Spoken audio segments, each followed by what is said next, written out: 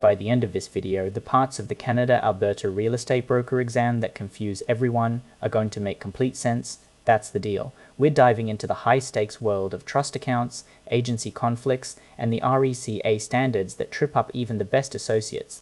This isn't a lecture, it's a locker room strategy session to get you licensed. Let's get to work. You've done the associate grind, but the broker level? That's a different beast. We're walking through the messier situations you'll find on the exam so you can spot the traps before they snap. Okay, let's start with the money. Nothing gets a broker in trouble faster than trust funds. Okay, you go.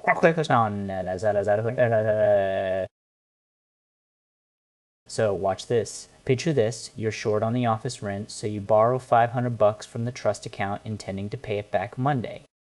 Most candidates think this is just commingling because the money is still technically there. Wrong. That's conversion, which is essentially theft.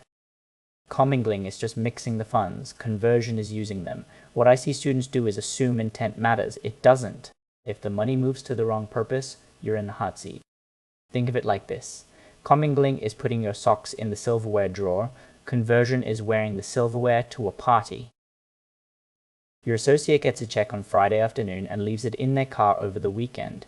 You might think the clock starts when you, the broker, finally see it on Monday. Nope. In Alberta, that money must be deposited into the trust account within 2 business days of the brokerage receiving it. The trap is thinking receipt means when it hits the bank. It means when your team touches it. If you remember nothing else from this section, remember THIS. The clock starts the second that paper hits an associate's hand. The deal falls through and both the buyer and seller are screaming for the deposit. The easy answer is to give it back to the buyer because the seller backed out, right? Actually, if there's a dispute, you can't touch that money without a written release from both parties or a court order. Brokers often fail this because they try to be the judge. Don't be the judge, be the vault. Stay with me here because RECA will test your patience on this one. Now, here's the thing about agency. It's not about being nice, it's about legal boundaries.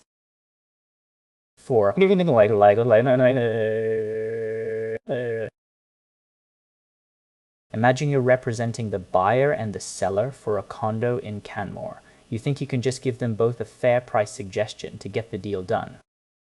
Stop. That's the fastest way to lose your license. In transaction brokerage, you provide information, not advice. Most people miss this because they want to be helpful. The thing nobody tells you is that you're basically a referee, not a coach. You can show them stats, but you can't tell them what to bid. So, your brokerage has 50 agents. 2 of them are on opposite sides of a deal. Does the whole office have a conflict? If you're under a designated agency model, the answer is no. Candidates often confuse this with common law agency, where the knowledge of one is the knowledge of all. Use the mnemonic ICE, identify the agent, confine the info, execute the deal. This keeps the walls up between your associates. Now here's the thing. Your seller tells you the basement floods every 3 years, but it's dry right now. They say, don't mention it unless they ask. You might think your duty of loyalty to the seller means staying quiet. That's the trap. A material latent defect, something that makes the house dangerous or unfit, must be disclosed to the buyer even if it hurts your client. It's the one time loyalty takes a backseat to honesties. Right, quick reset. As a broker, you aren't just selling, you're supervising. You're the captain of the ship.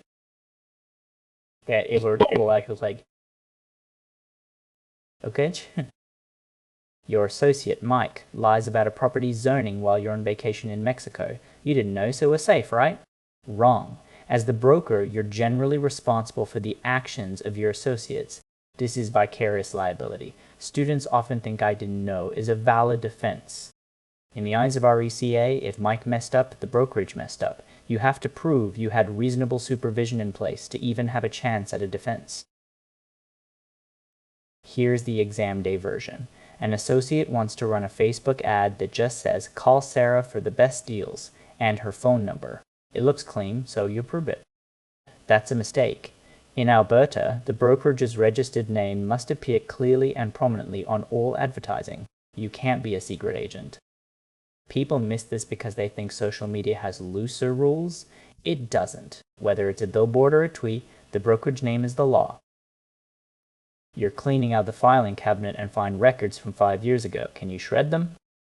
Most people think 3 to 5 years is the standard. In Alberta, you must keep brokerage records for at least 7 years. This includes deals that didn't even close. Actually, let me back up. It's not just the final contract, it's the drafts, the emails, and the trust ledger. If you remember nothing else from this section, remember, 7 years is the magic number. Okay, last stretch. Let's talk about the gray areas that RECA loves to test. Setting. You offer a $1,000 travel voucher to anyone who lists their home with you this month. Is that an inducement or an incentive? That's an incentive because it's offered to the general public to attract business. An inducement is offered to a specific person to close a specific deal. Candidates flip these constantly. Think of it this way. An incentive is a grand opening sale. An inducement is, I'll pay your moving costs if you sign this contract right now. Okay? You tell a client, if I don't sell your house in 90 days, I'll buy it myself for $400,000. You better have that in writing, and you better not change that price later. The common wrong answer is that the price can be renegotiated based on market conditions. No, a guaranteed sale must be a fixed price and a fixed date.